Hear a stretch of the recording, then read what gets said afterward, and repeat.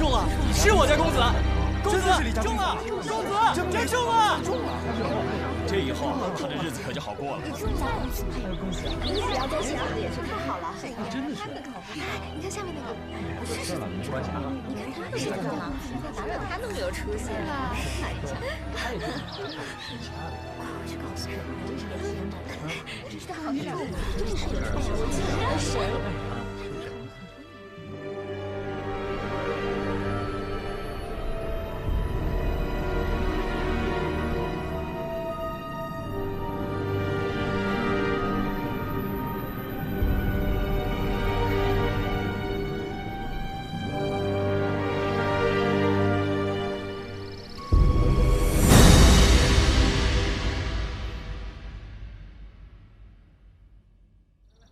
公子，夫人叫您吃饭呢。公子，公子，来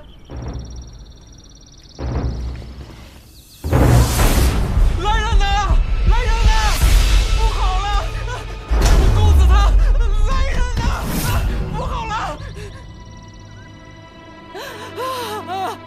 我的儿啊！ 你死得太冤呐！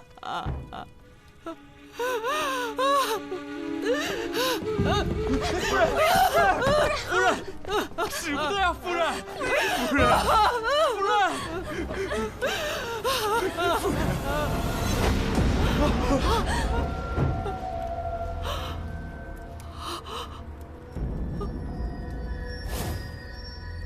这是公子的衣服，怎么会落下来呢？天哪！儿啊！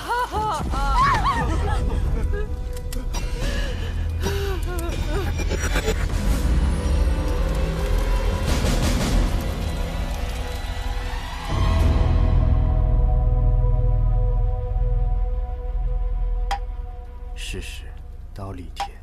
与无量香华，天衣诸影，供养释迦牟尼佛及地藏菩萨仪，一切众会俱付瞻礼，合掌而退。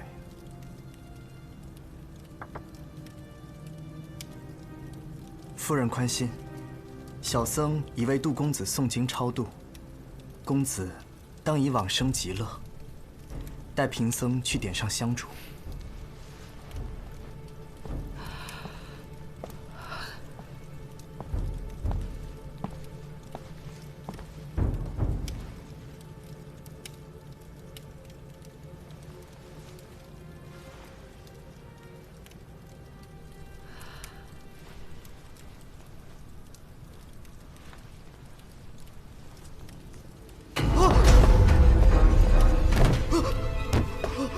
夫人，快来看看！夫人，夫人，夫人！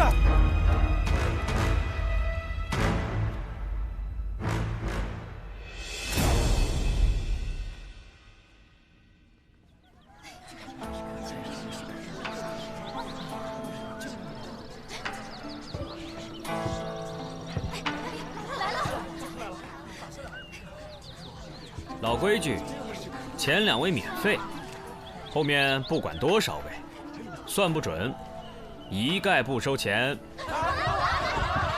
这位姑娘请坐。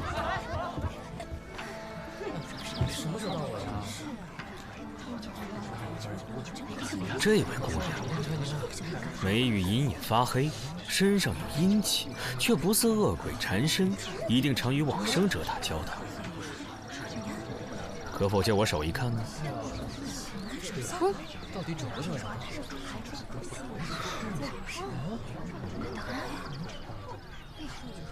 你是仵作吧？我是个仵作。大师真是继续传啊！太厉害！哎呀，这位姑娘月德生辉，红鸾星动，眉目中含羞带臊。 姑娘此番可是来求姻缘吗？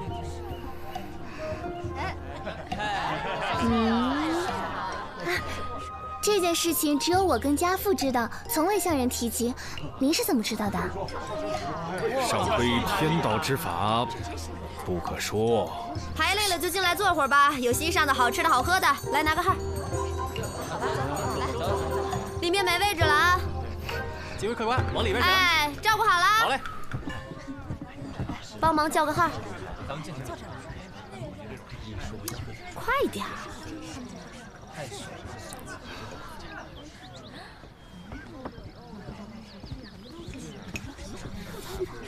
嗯。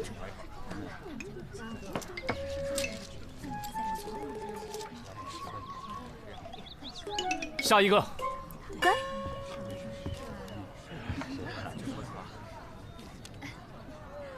先生，帮我打一卦吧。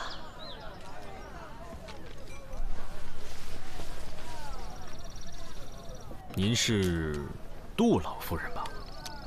是。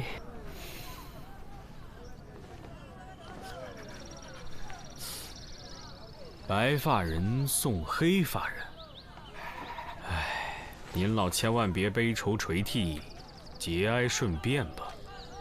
不瞒先生，我那过世的儿子又回来了。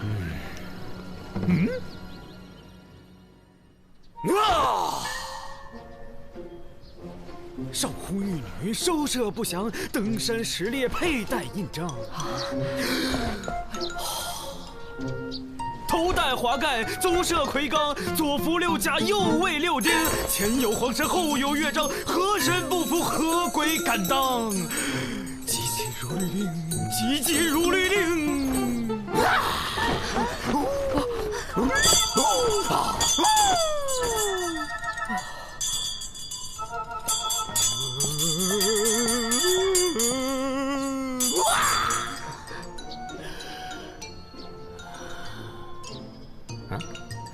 什么？啊，好吧。什么？哎，这都是我分内的事，你安心走吧。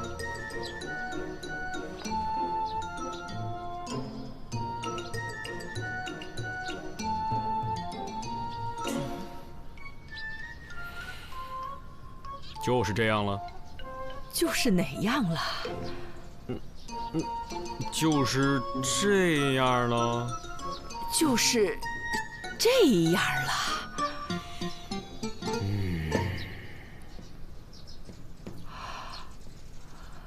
杜公子迟迟未出现，必是已经安心投胎了。夫人，这是好事啊。哦，阿弥陀佛，还不快给大师拿酬劳！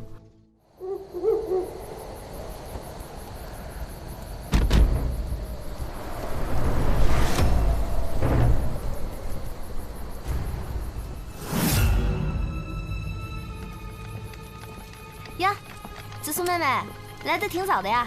紫苏姑娘，你骑马来的？我来的时候他就在这儿了，我看他一直在这徘徊。我猜，死者应该是他的主人，尸体就在后面。啊！死者的身份确认了吗？死者叫李牧，跟那个杜成一样，今年同是考生，而且都中了解元。紫苏，我看一下。我们在死者身上发现一块绢帛，上书2句血诗。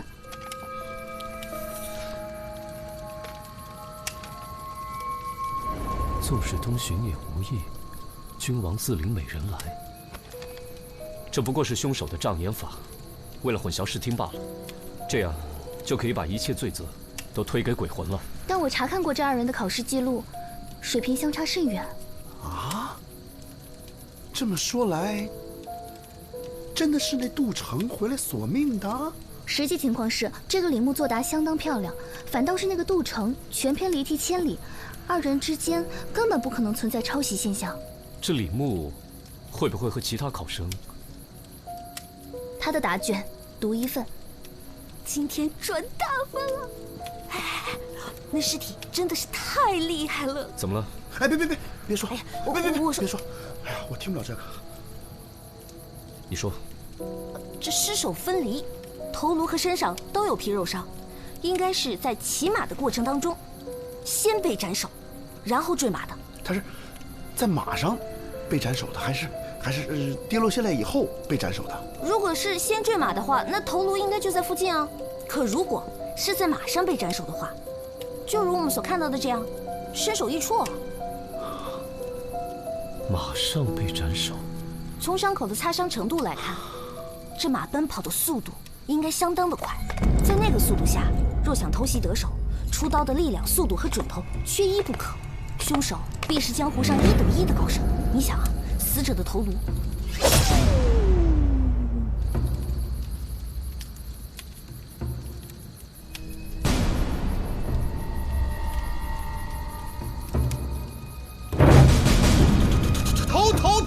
头！啊！自作，快跑！自作，快！自作！出来！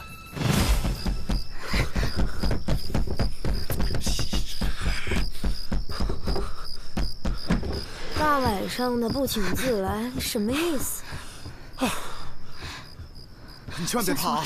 有我呢！我告诉你啊，所有的鬼都怕我，放心好了。怎么了，你们两个？我真见鬼了！死去的书生回来索命来了，死人的头擦飞出去好几丈远。子素别怕，就在你们隔壁的南小街。好啦，喝口酒压压惊，喝口茶定定神。你的酒，三炮；紫苏妹妹，你的茶。我去睡了，走的时候把门带上。干嘛？贪收费。知道了。这茶，1杯茶，1杯酒啊。四娘，你家的茶好辣。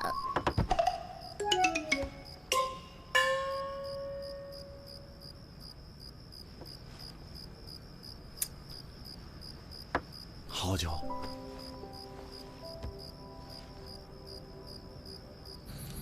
出来。小的是李牧家的家丁。今天夜里，你可有发现什么异常没有？小的早就伺候公子睡了，可是后半夜听到公子的房间里有响动，接着公子就跑出门，径直走到马圈，骑着马就冲出去了。公子好像魔怔了一样，小的还听他不停地喊着什么“冤魂索命啊”。公子真的是被恶鬼缠身了。你家附近就只有这一条小路吗？啊！你在上面干嘛？你管我？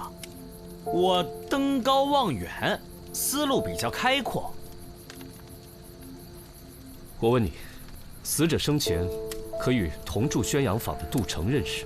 我们家公子跟杜成是同窗，曾经拜在一个先生门下，不过这也都是3年前的事儿了。那这3年间，他们之间来往的多吗？以前时常一起吟诗作对，后来也不知道咋回事，来往就不多了。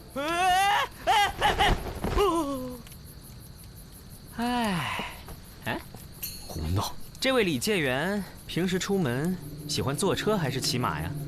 平日都是骑马。我们家公子骑术了得，我们早就劝他别骑太快，没成想，绝了！你看这颈部的切口也太过整齐了吧？估计这次这个凶手你肯定打不过了。什么意思？你看这个切面多漂亮啊！别说在马上，就是死者站着任由你砍，你能做到吗？这个人力大无比，他可真是一刀下去。能一刀取人首级者，能有几人？既然死者是在马上被斩首，说明这个凶手的身长恐怕也异于常人呢。夜叉在世也不过如此了吧？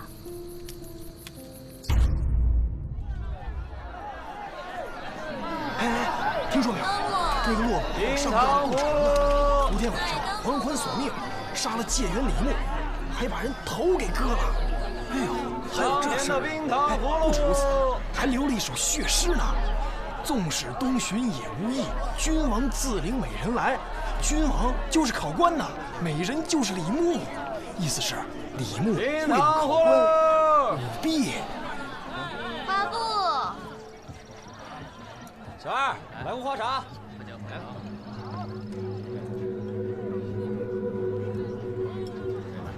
客官，说是赛。大师，大师啊，我儿子回来了！客官，吃点。我儿子回来了，大师。你的胡子呢？哦，喝酒。这样显年轻。哦，大师啊。昨天晚上，他们说我儿子回来索命杀人，一定是谣传。您明明劝他投胎去了。哎呀，真是谢谢您啊！我知道您不便说，点头摇头即可。哦，他绝对不会现身的，我估计已经转世了，没准都出生了。好啊，太好了！愿他生在富贵人家，少吃些苦。多谢先生了，这是给先生的报酬。这怎么好意思呢？小事情。我先出去了。干嘛呢？这忙不开呢？啊，我肚子饿了，我出去打个牙去。恩人，你何必出去吃啊？我做菜的手艺还算不错，你要是不嫌弃的话，我这就去做菜给你打牙祭。当真？啊！你不是想把银子拿回去？啊不，我要这钱做什么呀？这都是你应得的。不过，您能不能再帮我问问，成儿转了世，他今生过得好不好？啊！小意思了，这事儿包在我身上。啊，要不咱们先去看看厨房？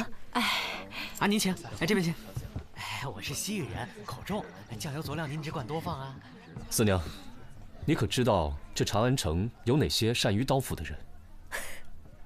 长安城最善用刀斧的人，就站在你面前。那你可有把握，一刀就把人头砍下来？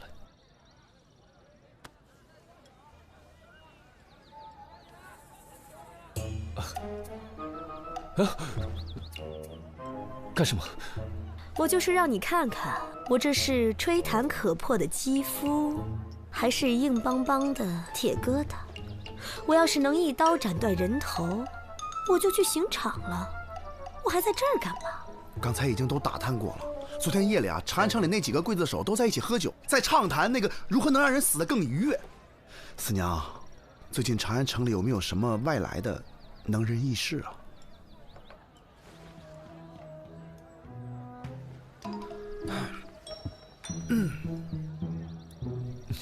消息还没探呢，又想要钱。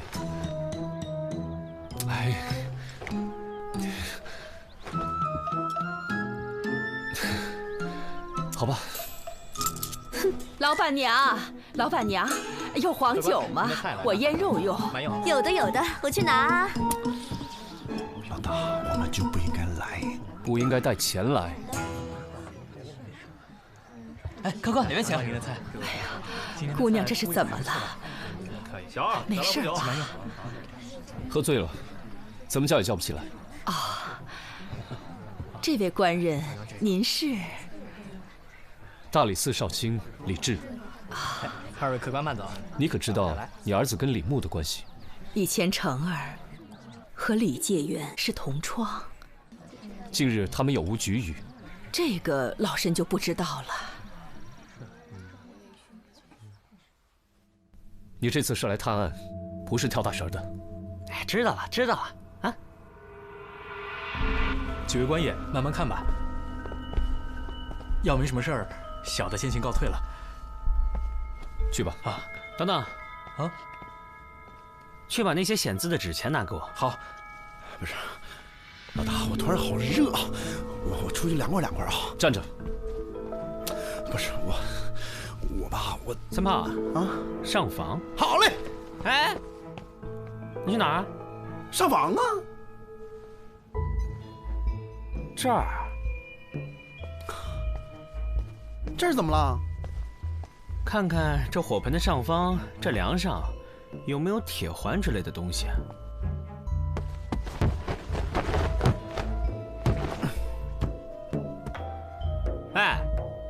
怎么样？有灰。说正经的。有铁环。确实有个铁环。你咋知道的？铁环，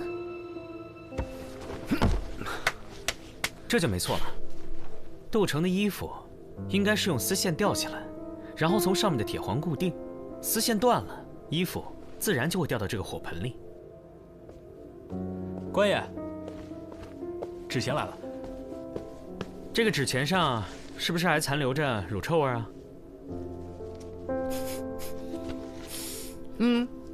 所以呢？所以会显字啊？什么意思啊？应该是有人事先用了乳汁，在这上面写字。当纸钱靠近火盆，一受热，字就会显形了。低级骗术，不值一提。这纸钱有谁动过？这纸钱是从寺庙买的，买来的时候是新的，我拆的，之前没有人动过。三毛，你再看看那边的灵牌。我都看过了，没问题。哎，三炮啊，你去看看，看看有什么机关没有。老大吧，这死者为大，你知道吧？去，要不我去。有什么好玩的吗？哎，双叶，你来啦！啊，快去！四娘让我来告诉你们，她那边收到了风声，说长乐坊东顺大赌庄最近新招了2个力大无比的高人保镖，身长9尺。哇，9尺！哇，那可真算是高人啊！三炮，啊，跟我走。哦，就是嘛，这灵位也没什么好看的啊，我们去赌坊吧。啊。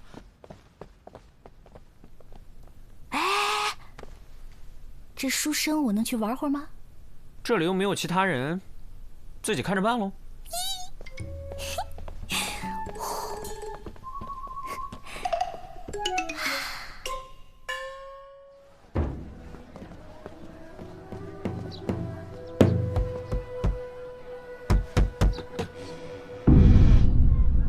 搞啥子嘞？我们是大理寺的，听说贵赌庄新来了2个西域保镖，请2位出来相见。哎，你敢让我们老大吃闭门羹？你什么意思啊你？三炮，上！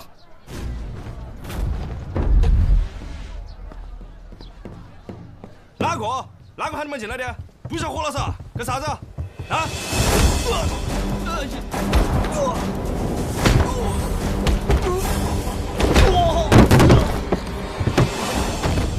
使不得，使不得！官人手下留情啊！几位今日前来，究竟所谓何事啊？哎，老板，您放心，我们不是来要钱的。把那2个西域保镖叫出来问话。还请少侠高抬贵手，那2个保镖是小人捏造的，本庄并没有这2号人物。不是，那你编那瞎话干嘛？只因本庄近期经营不善，赔钱太多，实在是拿不出钱来呀。为保平安，方才出此下策。几位官人明察呀，小的绝无恶意，只是借保镖的说辞来震慑那些别有用心之徒啊。把你们庄内武功最高之人叫出来问话。就是他。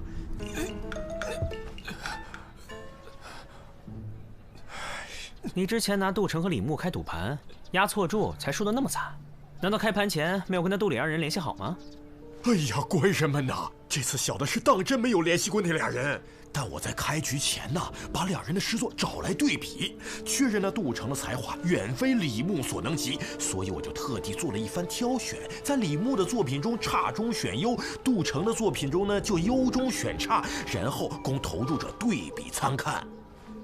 所以，你误导赌客们投注李牧，却没想到李牧会中介缘。是啊，谁料到那李牧竟然事先买通了考官，提前得到了考题。那李牧为了铲除进题杜城，就假作好意，告诉了杜城错误的题目，那杜城才遗憾落选呢。我问你，你当真觉得，如果凭实力的话，杜城能赢过李牧？小的以性命担保，那杜城才华盖世，李牧绝非对手。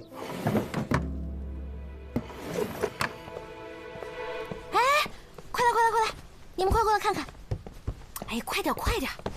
怎么样，有发现吗？我已经把它从脚趾头研究到头发丝儿了，现在他的骨骼情况，我可是了如指掌，比他娘还清楚。只可惜啊，他们家的家仆碍手碍脚的，非不让我把他给剖了。你别裹乱了。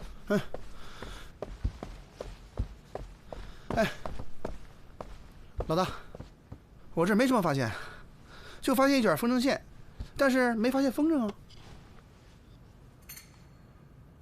这不是风筝线，是冰蚕丝，这就是杀死杜城的凶器。什么？冰蚕丝来自于西域，极其坚韧锋利。我在那条小路的树上，也发现了冰蚕丝的勒痕。树上冰蚕丝的勒痕位置很高，寻常人从树下走过不易被发现，但骑马就完全不同了。这位凶手先是深夜潜入李牧家中，假扮杜城还魂。李牧心中有鬼，所以才会慌不择路地骑马离开。而他家门口只有这么一条小路，他身上的擦伤证明他当时骑速极快。经过那棵树时，李牧的头颈被冰蚕丝瞬间割断。我安排3炮暗中搜查几位当事人的房间，有了物证，再想查真凶，自然就易如反掌。那真凶就是杜老太太啊！当初她到我们店里找萨摩算命，目的是为了让我们把一切都往鬼魂夺命上想。这些显字的纸钱也是她之前预备好的。她利用丝线把衣服吊起来，衣服就会掉下来。还有，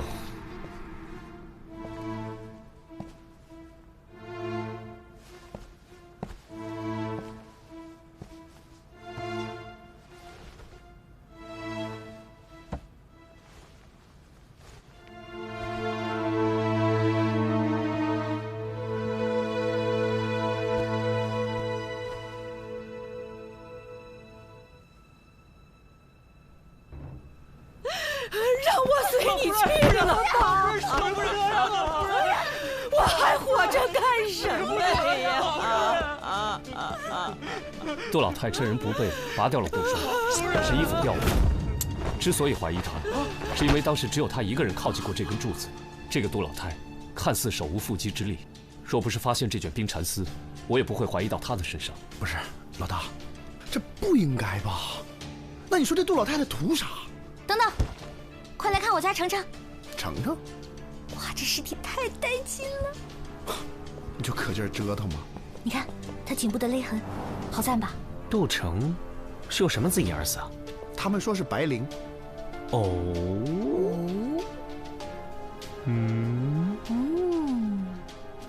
咋了？难道死因有变？杜城不是自缢而亡，而是死于他杀。他的脖子上叠了2层伤痕，位置相同，所以不易被人察觉。仔细看，会有细微差别，一条是粗糙的麻绳，一条是齐整的白绫。我感觉这是一起连环杀人案。那个杜老太太怎会杀自己儿子？老大，你又说错了。3炮啊，再去查一下2个死者之间的关系。好嘞。哎，我让你去了吗？去吗？去吧。去。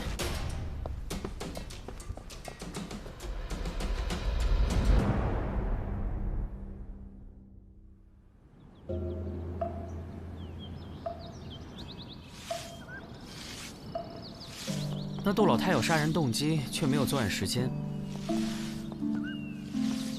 李牧死的当晚，他一直在灵堂，有仆人可以作证。哎，小师傅，跟您打听个人，你们这个寺里有没有一个干净的师傅？干净的师傅，就是整洁的师傅。师傅，我们是问之前被杜家请去超度的那位师傅。哦，2位施主是找净放师兄吧？请随我来。干净、整洁。师傅，我们这是去哪儿？去藏经阁。净放师兄在藏经阁受罚抄经书。啊？他为什么受罚？我们觉得也很奇怪。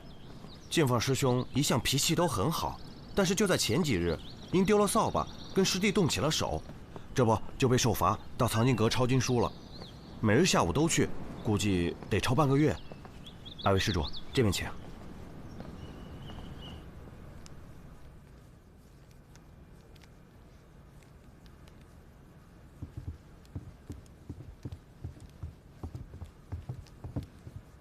师兄，有2位施主求见，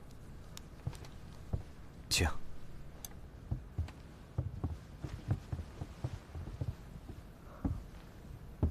阿弥陀佛。净放师傅，我们呢正在调查一起谋杀案。哦，前几日我们在杜家见过的。你是那日招魂做法的术士？没错。能不能给我讲一下，那天你在杜家看到的情形？贫僧走进灵牌的时候，听到有细碎的声响。起初只顾着燃烛，并没有在意。后来那声音越来越快，越来越急促。那时贫僧身边并没有人，循声后才发现，原来是灵牌上凭空出现了字，一点点的，还血淋淋的，就像是有个鬼魂，攥着刀，站着写在刻字一样。我听说前几日你都在抄写经书，那么忙，怎么还有时间去杜家帮忙啊？方丈把抄写经书的时间放在午膳后，那日夫人清晨来请，并无妨碍。你好好回忆一下，当日那个灵堂可有什么异样？冤魂显灵，戾气冲天，唯愿逝者早登极乐。阿弥陀佛。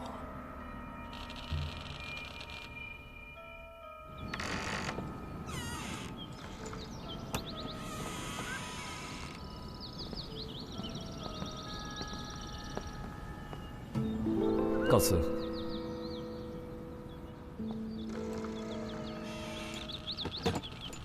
2位施主，外边有人找你们。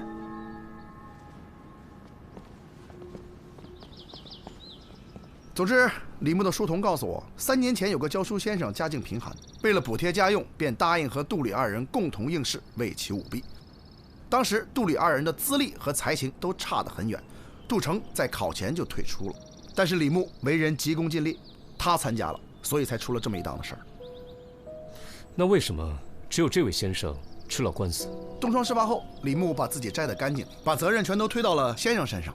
先生后来找到了杜没有答应帮他作证，因为他怕毁了自己的大好前程。后来这个先生积郁成疾，投河自尽了。杜成也是因为此事，才跟李牧疏远了。这都是3年前的事情，和本案有何联系？他先生是死了，但是先生留了一个儿子，现在已成了孤儿。也就是说，如果这孩子还活着，为父报仇也说得过去。我们去找紫苏吧，让他查查当年的卷宗，看还能不能找到这孤儿的下落。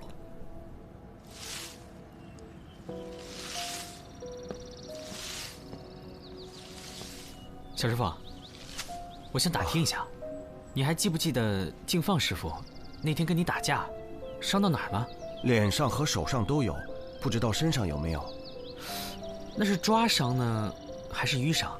淤伤和抓伤都有，但不过恢复得很快，现在都差不多好了。哎，那你还记不记得他跟你打架是几日啊？是9日前的晚上。净放师傅来这寺里多久了？哦，我来这儿有2年了。师兄比我早来1年左右。多谢。哎，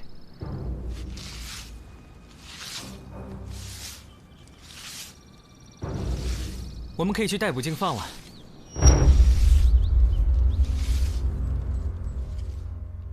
回来了，黄三炮立下了汗马功劳。忙了一天，辛苦了。还行。想喝茶还是喝酒啊？喝酒。没问题。你呢？酒。好，咱们喝酒。紫苏呢？喝多了，楼上歇着呢。咦，杜老太太去哪儿了？在这待了1天，回去休息了。回去了？她不是答应要给我做好吃的吗？她不给你做好吃的，我给你做好吃的呀。你怎么？给你点颜色，你就开胭脂铺是吧？赶紧跟我说说案子。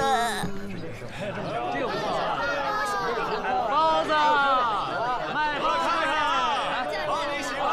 从线索到头，净放就是教书先生的姑子，也正是他杀了杜成和李介元，目的呢，当然是为父报仇。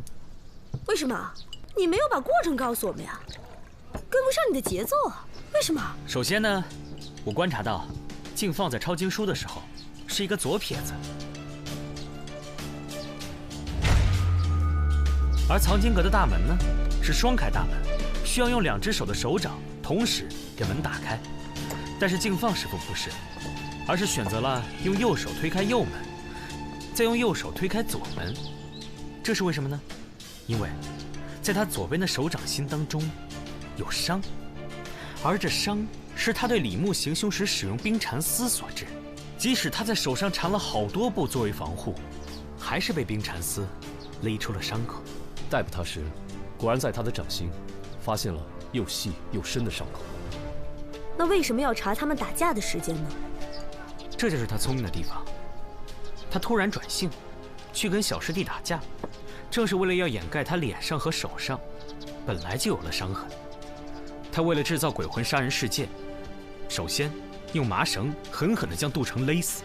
可是他没有想到，他勒死杜城的时候，杜城会用尽全力挣扎，手会向后用力地乱抓。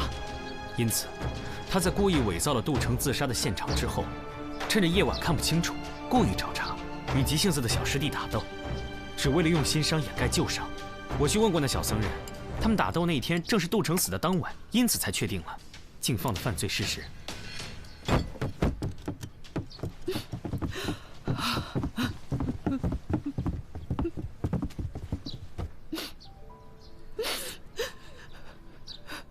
你刚才说，我儿子不是自杀，而是他杀。我的儿啊！如此说来，这一切都是敬放设计好的。敬放被抓时，承认早前李牧曾去寺庙祈愿，希望能中戒愿。敬放便看准时机，挑拨他除掉禁地杜城。至于那纸钱，本来就是从寺庙当中取回来的，一定是敬放之前做了手脚。至于灵位，应该是他事先备了一块涂了当归、雄黄与奇楠酒的牌子，点上香烛，奇楠酒遇热挥发，奇楠粉与当归和雄黄发生反应，灵牌变色。不过，我还有个问题没想明白。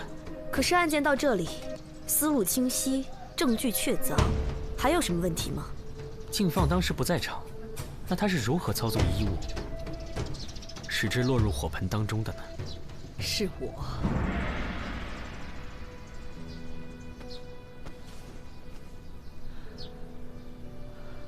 成儿走了以后，敬放找到我，表明了身份。他还告诉我，成儿并非落榜自缢，而是被李牧所害。我当时听了，心里绞痛难忍，便答应和他一起谋害李牧。我初次到这里来求你们做法，也是他授意的。他说，只有这样先做铺垫，才能洗清干系，才能制造鬼魂杀人的舆论。设计纸钱、衣服，还有特别请敬放来做法，都是为了让大家误以为是成儿还魂，扰乱视听，以便洗清我们的嫌疑。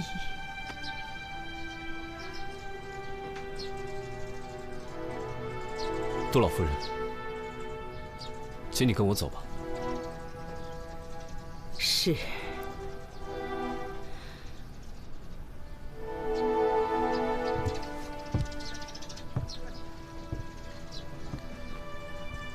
这坛酒送给紫苏姑娘。杜老太太，紫苏姑娘不能喝酒，她昨晚喝了一口，到现在都没醒呢。成儿生前也是不胜酒力，每喝必醉。我就特意为他酿制了这种酒，酒香浓郁，喝多少也不上头。可成儿还是没命喝它了。愿他来生的娘不会像我这么老糊涂，就把他送给紫苏姑娘吧。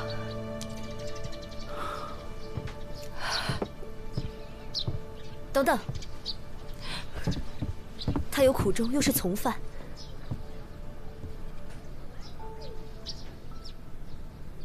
放他一马。